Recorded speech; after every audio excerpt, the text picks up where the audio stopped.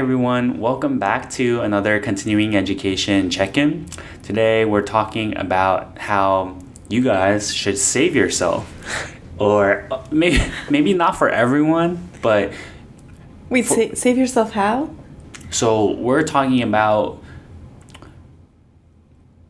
things that hold us back from getting into relationships. So what to do about old scars, why is it hard to commit to someone, and everything that goes on behind that. And then at the end, we'll talk about what we think you should do if there's someone that you actually really like and how to work through these things that can hold you back. And then if all of this is not applicable, then you should just save yourself from dating. Yeah, exactly. And save the other person from you. True. Or save all the other people. Yeah. Because probably if you're in this mindset where you have things to heal from, everyone needs to be saved from you. True. Yeah. Okay. Well, we're going to kind of just jump right into it. And so I want us to start thinking about why it's hard for people to get into romantic relationships. What are typical things that hold people back? I think the biggest thing is like fear.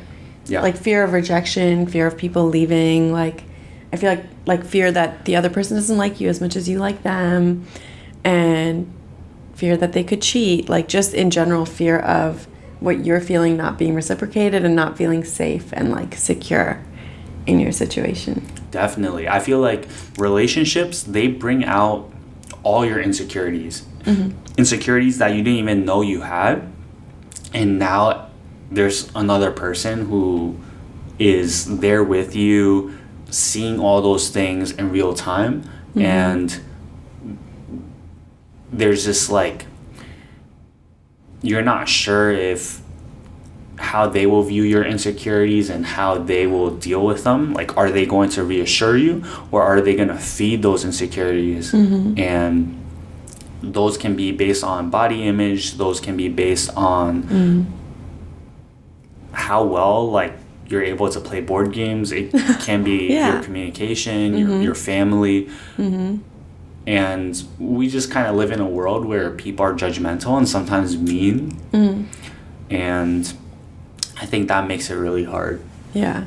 Even like my own insecurities, I think even in a lot of my friendships, my friends have in the past have not done a good job to like reassure me in my insecurities.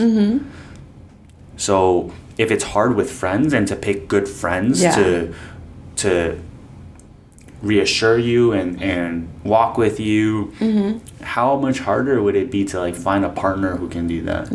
Exactly. And then there's like the whole thing about like your past scars and how they come up, and I feel like they sort of either stem from your insecurities or they create brand new insecurities you never even knew you had. Like I always, like, just speaking from like experience, like I feel like through the relationships I had, I became more and more and more scared.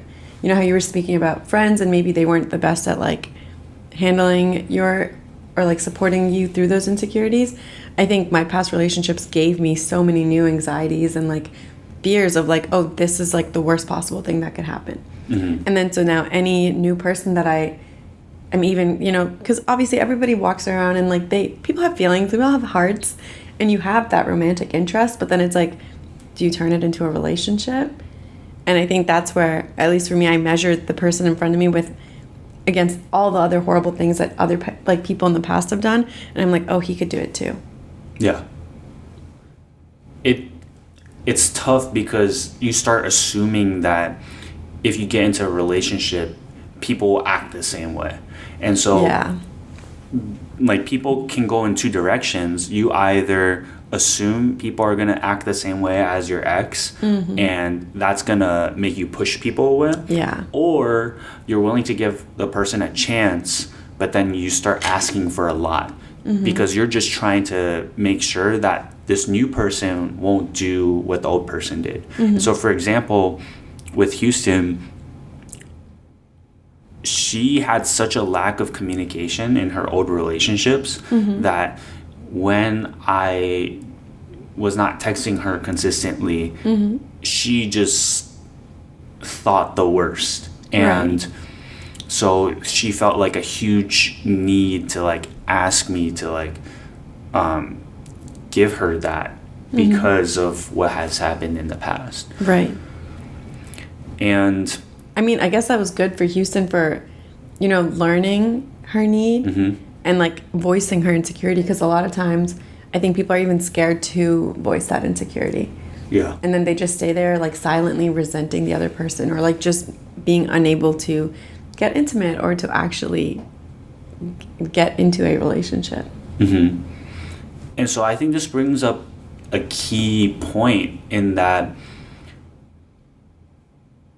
when you have these scars from old relationships, and hopefully that's not the case for everyone, but there's like healing that has to be done. Yeah. And I don't think it's easy to like heal on your own. I think a lot of times this looks like you going to therapy, getting outside help, because if you feel bad about yourself, if you have these scars, these insecurities, you can't just shake yourself out of them. Yeah. They're already like within you, that you've already accepted these assumptions about yourself. And so it's really, I think it's almost impossible unless someone works with you to break out of these things. And like I know we say sometimes, you don't need to be perfect and ready and healed in order to enter a relationship. Like you can do some of that healing together. But I feel like in today's episode, at least, the scars and like the things that we're kind of talking about is like more stuff that you should maybe work on alone, or like with, a therapist or something, as opposed to entering a relationship. And then, because if you're scarred and you have insecurities, you're gonna in some way, shape, or form take it out on the other person, and then they're just like going around like along for this ride with you, and you yourself are not clear-headed or I don't know, completely healed, and so you could create new scars in the person in front of you. Yeah. And I feel like that's a lot of what happens. Like I feel like a lot of the scars that I got, it was because the people that I've talked to weren't healed themselves. Yeah. And so like now I have to carry their like the scars that they gave me. Yeah. So yeah. So I guess in this scenario, there's two options that you get also. You can act out of those scars and then scar someone else, or you can lay them out on the table. Yeah. And say, hey, these are the things that happened in my previous relationships, and I want you to know that these things I'm still working through. But making the other person aware is helpful, because when you start lashing out or reacting to these scars, they kind of know where it comes from. True. And then it's helpful for them to differentiate and be able to say, oh, Ethan is acting out of his scars. Maybe it's not because he hates me or something. I think that you bring up a good point. Like I feel like if you're like the two options that you mentioned, if you're that person who is like so scarred or so much has not processed their scars that they can't even like put words to it. And I feel like I am in this situation a lot, that like I know there's certain, or like for the longest time I didn't even know what was wrong. I just thought, oh, that's just how it is. Like no one's good enough or whatever. But then like as I continue to work on myself, I realized like, oh, maybe these are scars. So like that's step one, to actually like identify like what the problem is. But then what Ethan is saying is like either you can act out because of this problem that you have, or you can communicate to the person in front of you and like give them a heads up, but also like express your needs. Be like, oh, I'm scared, like, you're gonna leave, or I'm scared whatever is going to happen. And I feel like the first person who just acts out and is unable to communicate their needs or voice their needs to the person in front of them, they shouldn't be in a relationship. Because if you can't ask for what you want or what you need to like keep those scars, like, I don't know, from hurting you, then that other person in front of you is going to hurt you because you didn't ask for it. Like let's say if you really want to see someone, but like you're afraid of asking because you're scared they're going to say no. Yeah. If you are not able to ask, you're like the person's never going to be able to say, yes, I want to see you. Yeah. And then you're going to have like resentment towards them. And it's just going to like, it's just going to brew in a bad way. Like, that's not a good way for a relationship to start. But maybe even the step before knowing to ask for what you want is to begin that process of therapy and self-reflection. So, because that's going to help answer or help you figure out what even you should be asking for. Like, That's what true. are the things that you need, and what are the ways that you've been hurt. And so let's say like you've began this like therapy self-reflection journey, but you're still not good at asking for things. Should you be in a relationship then? I feel like it comes down to if you're already working on it, if you've already done that first step of identifying the root cause, like what is the problem, you've put words to it, you know, maybe you've talked to people about it. I think at that stage, like, yeah, you're not a danger to society anymore. Yeah. Because at least you're aware. You could still be acting off of those scars, but at least you're aware. And that's better than like, you know, acting blindly. And then hopefully with the work that you continue to do, maybe your partner, who's somebody you're supposed to be like super like the closest to, maybe they can help you get more comfortable to express yourself. Yeah. You know, because it's like if you're not asking for what you need from the person that you know, are closest to or like love the most, like who are you going to ask that to? So like, you know, if you've at least begun that journey on your, like working on yourself, I think then you can translate that towards like, okay, now let me work on being open with this person, trusting them, and like kind of trying to ask for things that I think I need and communicating what I don't want. Yeah. I think one thing that I want to point out is that, and this is very contrary to the way that we naturally think, is that when there's something not perfect about the relationship, something that is an issue,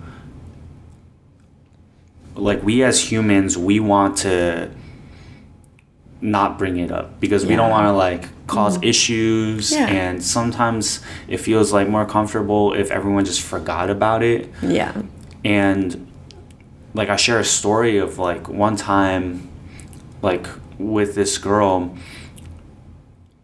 I felt uncomfortable like in that moment, and there was like a confrontation. I was the one who messed up, but I brought it up first. And I didn't really understand like the full extent to how I messed up. And so I just started by apologizing, and she helped me understand like, or she wanted to understand like why I got frustrated in the first place. And then was telling me about how the way even though why I was frustrated in the first place is probably justified, the way that I reacted was not.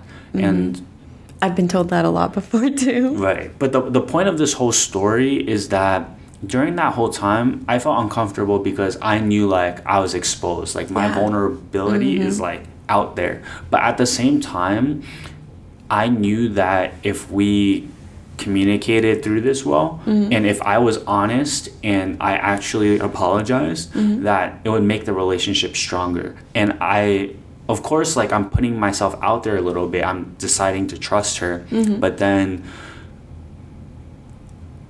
what I'm saying is this situation is actually the best move, because if that person takes it well and they give you grace and they're patient with you, they work with you through it, it's going to make the relationship so much stronger. If they don't react well, they're not listening to you, they're not hearing your side of the story, that's a huge indicator that there's an issue within the relationship. And I also think that's a pro because it gives you a more sober view of your relationship. Either you work on that or this person's not right for you.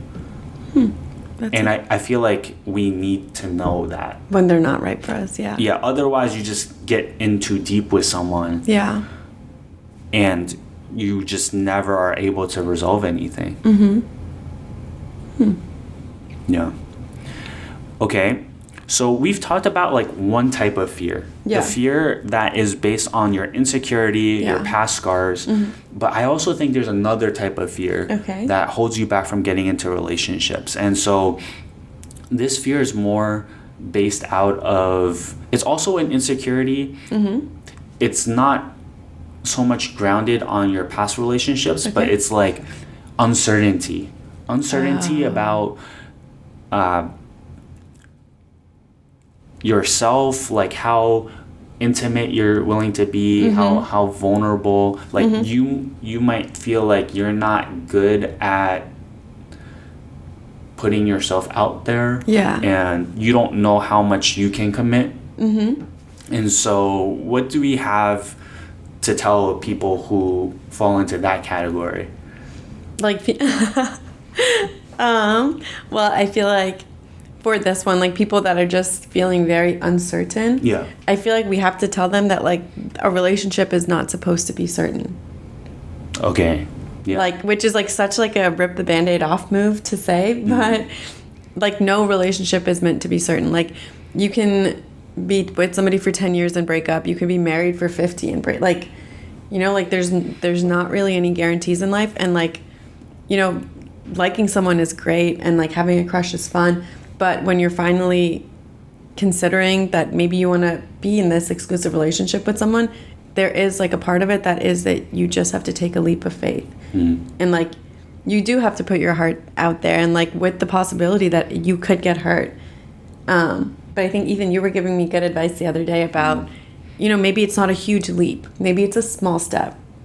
And maybe, you know, we're not putting pressure on this relationship to be the end all and be all because now we're ready to date. Like maybe it's like, maybe like we're aware that, yeah, we could get hurt, but like I still want to try, you know, like this isn't the only person in the world. Let's try, and if it works, okay, but if it doesn't, also okay. Right. You can definitely take baby steps, and instead of like just committing, you can ask to see them and see how they respond. Or when you're together, to ask them questions and see how open they are with and you. It's important when you're asking those questions because, you know, there's also that like, you don't want to like put a lot of pressure on the other person because they don't know that you're thinking this much and are so worried about the uncertainty in the future. So like the language that you're using is also important. Like I was telling Ethan that I wanted to ask somebody the age-old question of like, what are we? Like even with Ethan's reaction right now, you can see that that's just a really intense question to ask, and it's totally valid to want to know like what we are, but maybe you can just like ask and be like, oh, like where's your head at with us? And like that, you know, the tone, the delivery, and also the words matters so much. Yeah, definitely. I think another thing that I want to point out is in a relationship, it is uncertain, and so it takes you making decisions every day to invest in this relationship, to put in the work, to communicate and love the other person even on your bad days. Okay. And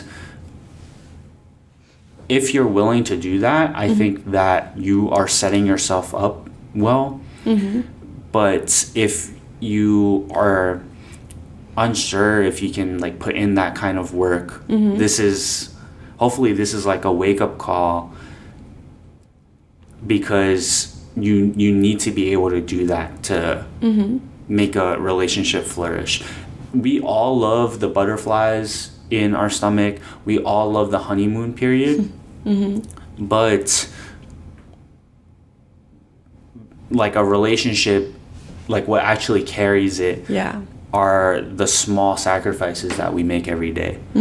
And so that if you're willing to do that or willing to try, you're probably ready for a relationship. But if you just want to have fun and you're not feel sure. secure all the time. Yeah. Because having fun is like a huge safety net. Because when you're having fun, you're not expecting anything from the other person. So you're not really, even if you like them, you're lying to yourself, you're lying to them, and your heart's not really on the line. So it's like when you're finally like, okay, I'm moving away from just fun. That's when stuff gets really scary. But that's when there's a give and take. Because when you're having fun, everyone that's having fun is selfish. Everyone's just out to get whatever they want. They're not that considerate of the other person. They will not change their schedule to meet their needs. Like, they're just very like, oh, this is what I want. This is when I want it. Like, yes or no.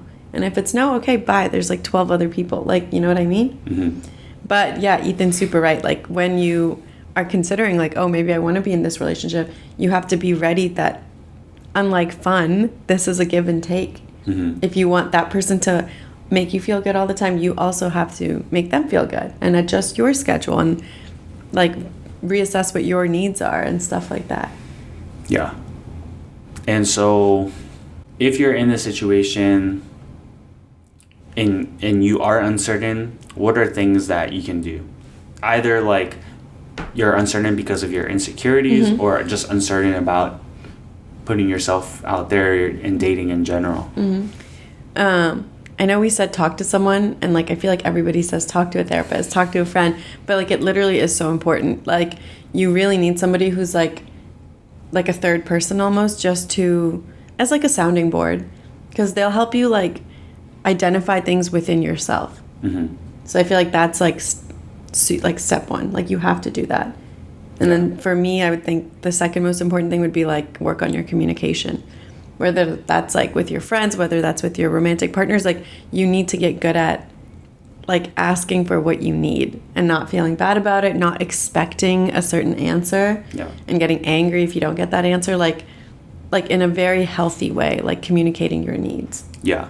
And I want to point out that the things that Sania just brought up, those are going to be effective for every relationship you have, not just a romantic relationship. Yeah. And so those things you should actually also be doing with your friends, with your family. And so I think a lot of times when we think about romantic relationships, especially if you haven't been in one before, it feels like there's a huge pressure to like get things right and just like communicate really well or like know what questions to ask. But to take that pressure off, you can already practice this stuff with your friends, with your family. Like, you are not sure what to ask on a first date. Well, what are questions that have been helpful to help you get to know your friends? And if you're like scared about meeting someone new for the first time one-on-one, going on a date, go hang out with a friend one-on-one and do something fun and talk about what are like good questions that you could potentially ask on a first date. I think that going on a date, you don't have to be doing that or all of that stuff for the first time. Like, in a romantic setting.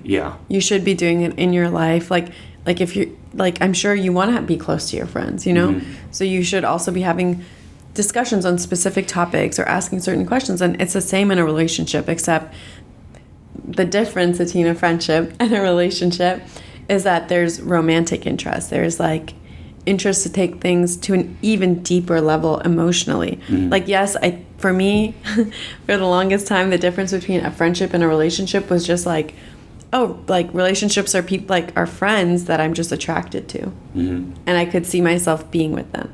But that's not all that it is. You have to also like want to get to a very emotionally deeper level with your romantic partners. But you have to go through that route that you've taken with your friends before, so it's more familiar. And then I think also like just taking baby steps and not asking like tons of heavy questions, but rewording them to like take the pressure off. And then I think we only end up taking like a huge jump or like really intense questions because you're like doing scenarios in your mind. So you're already like step 10, he's going to say no to this, like da da da, like, and you're like already intense, you're already assuming the worst outcome. So like by the time it comes out, your tone is messed up, your word choice is off, like everything is working against you. So if you just remind yourself to be present, be like, well, has he actually done anything? Like, yes, I have all these doubts, but like based on his actions, has he done anything that has made me look stupid? And if not, then it's like, okay, maybe we can take another little step and see if I'm comfortable there. Mm-hmm. Yeah. And if you have a hard time taking those little steps, like get a friend to help you take those steps. For sure. And then now let's say that you've had these like doubts, but now you've really found someone that you like. Mm-hmm. And so what do we have to say about taking that jump and that leap of faith? Okay. Well, what do I have to say? Just do it. That's not helpful. Well, it is. I feel like if you're at the point where you're at like a precipice and you're like, oh, like you're at a tipping point, like should I not? Just do it. Like try it out. Dating is supposed to be filled with heartbreak and with also some of the most like beautiful things that you experience in your life. So it's like if you're at that place where you're questioning whether or not you should do it, you should, like we were saying in this whole episode, like be aware of what your needs are, be aware of how the other person is, and if you're both willing to compromise, and are you ready for such a commitment, and are you emotionally available and able to get to a deep level with that person. But then like if you feel like you're questioning and if you want to do it, mm-hmm. or if you're questioning whether you should do it, I feel like just do it.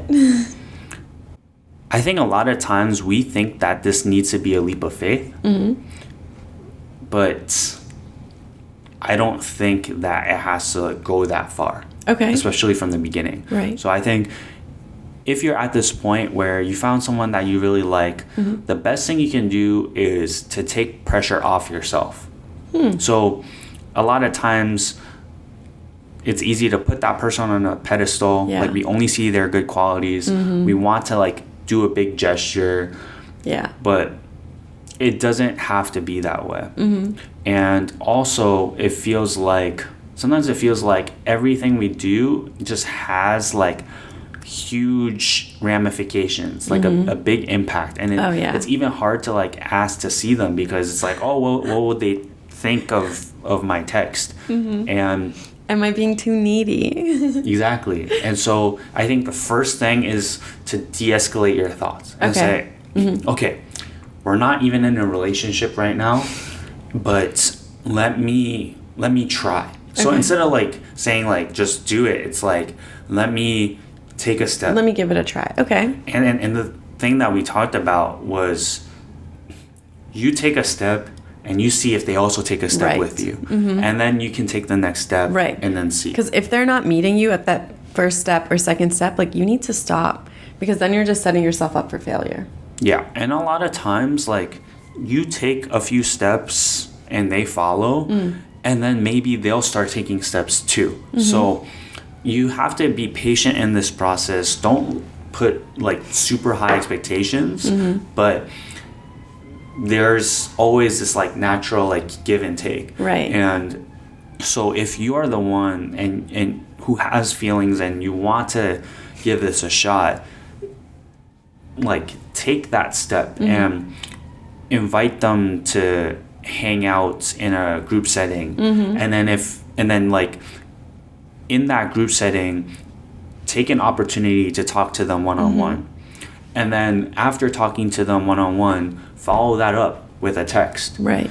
And then after that, if they're like responding and stuff, ask to hang out one-on-one. Those are a lot of good, really small steps. Because either any of those, like you said, if they're not, if they are responding, you can ask to hang out one-on-one. Yeah. But let's say if at that step, they're not being very responsive. Yeah. Dry text, like you can feel like they're not interested. You haven't put yourself out there in so much that like you're embarrassed or anything like that. Right. You've done a small step. If it doesn't work out, okay. Mm-hmm. You're not that invested. You haven't been that vulnerable. You can easily go back. Mm-hmm. So, yeah, I think that's good advice. So instead of like a leap of faith, you're doing like a step of testing. Yeah. Yeah. No, that's good. Yeah. I wish we had a better name for it, but That has no ring to it. yeah, it is a step of testing. Maybe the more we say it, it'll get a ring. Yeah. Oh, okay. Yeah. And actually, I don't think you should go from like texting to asking them to hang out one-on-one. I think maybe at that point, just ask for a date. And to be honest, like if you've been having friendly conversations, there's a good chance they'll say yes. And I think that if they're mature, they won't necessarily put a lot of pressure on it. Right.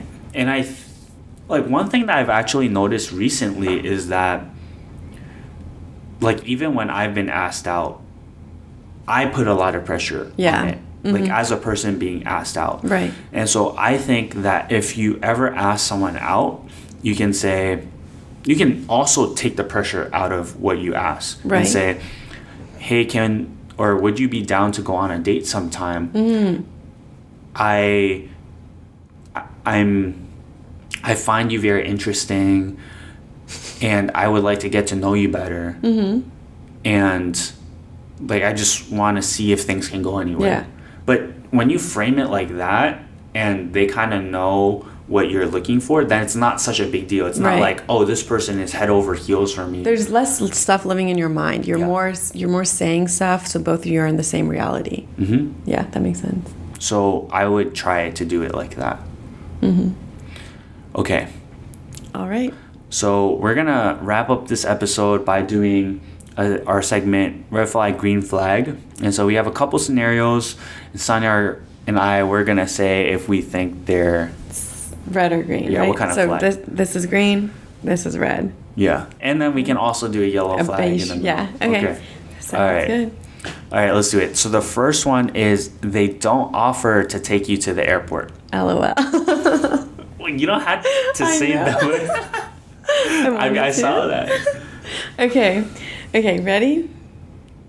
Okay, I'm ready. I know you're going to be different than me. I just know it. 3, 2, 1. I was going to go beige. I was I was in the middle. Okay. Why are you beige or yellow? So I think on like if you look at it for the first time, it seems like a red flag. But yeah. I've also realized that people view airport trips differently. So it is like you mean it depends like person to person? Yeah. Like on the person offering the ride or? So what I mean is for some people, they won't see it as a big deal. They're happy to do it. They are natural helpers and so they will offer. Okay. But some people they don't, they see it as a huge deal. They see it as like I will only drive the people that I'm closest to the airport. And if we're not quite at that point, I'm not even going to offer. Okay. And then some people, like they're not natural helpers. It won't feel so natural for them to just offer. But if you asked, maybe they would be willing. Okay. So this is good for understanding the different types of people out there. Yeah. But being the one who's judging if they're a red flag or green flag to you, like is this a bad thing or a good thing? I think that if you are in a romantic relationship and it is exclusive in any way, shape, or form, you can call it dating, you can call it boyfriend, girlfriend, you can call it not labeled, but just you're together and you're only seeing each other. You're not in a, we're not seeing multiple people. We're not asking you to drive 10 people to the airport in a week, Yeah. I think it's like a given. It is an inconvenience, and that's why it's a very nice gesture. And I think that if you're in a relationship, you should. If you're not in a relationship, or if you've agreed to keep things casual and not monogamous, because I think if you're casual but still just casual with each other, like there is that expectation does come into it. Just because I'm the only person you're like having to take care of. Like you can do this for me. But if you're just friends, if you're just if you're talking to multiple people at the same time, you don't need to do that. What do you think? Yeah, I think if you're in a relationship, like when you say it that way, it is a red flag if they don't offer. If they don't offer, yeah. Okay. Next, they don't let anyone get too close to them. So, and I think we just want to clarify, we don't mean like they're antisocial and have no friends or anything. We mean like, you know, they're just not connecting with people, or they're not wanting to connect with people in a very deep way. They're scared of commitment. Yeah. When it comes to a romantic relationship. Yes. Yeah. Okay. 3, are you ready? Yeah. 2, that's an enthusiastic yeah. Okay, 3, 2, 1. Okay, we're both red flags. We both call a red flag. You want to start off this one? Yeah, I think someone who has I'm somebody who's historically had a hard time letting people get close to me, but I think I have found the error in my ways. I think it only, like Ethan said, it's only in romantic relationships. I think I'm able to have really, really close friendships. Yeah. But I think that fear, is not, there's no place for that fear of intimacy in a relationship. If you're wanting to have a relationship with someone, you have to work on that. Mm-hmm. So that's why I said red flag. Mm-hmm. Yeah, I completely agree. I think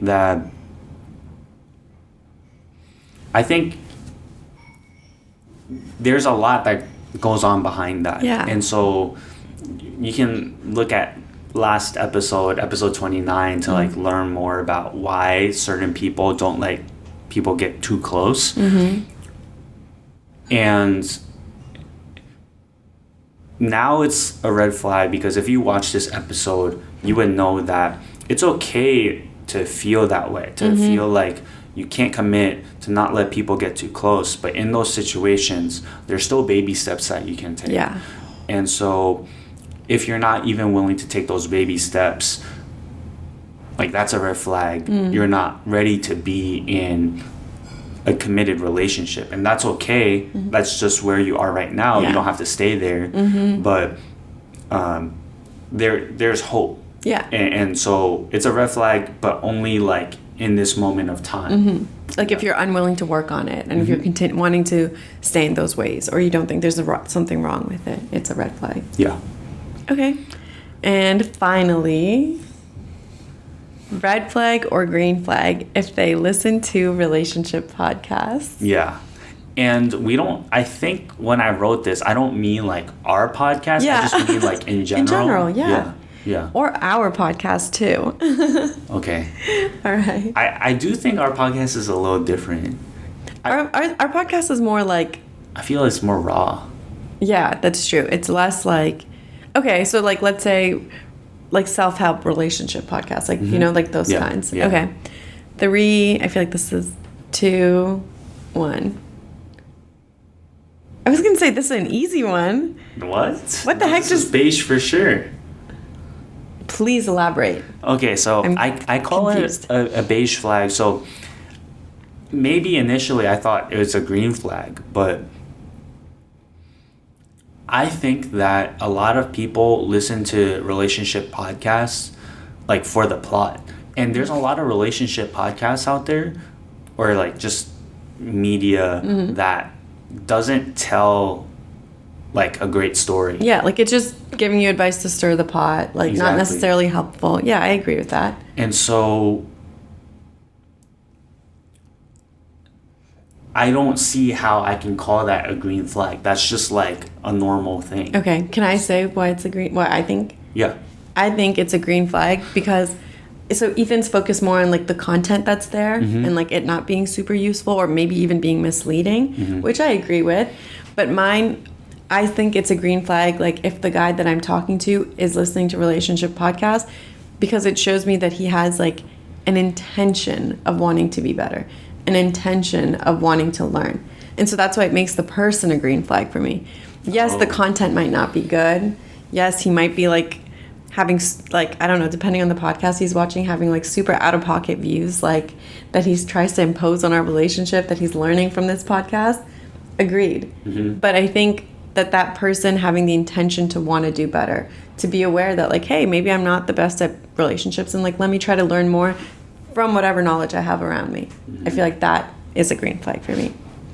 The effort. I think I agree with you. And so I think it comes down to your intention. Yes. Yeah. Like, are you trying to learn, or are you trying to just blindly follow. Like, Yeah.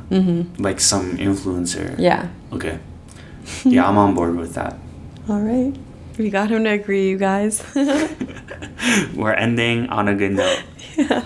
And so thank you guys for tuning in. We hope that this was helpful, and we'll catch you guys in the next one.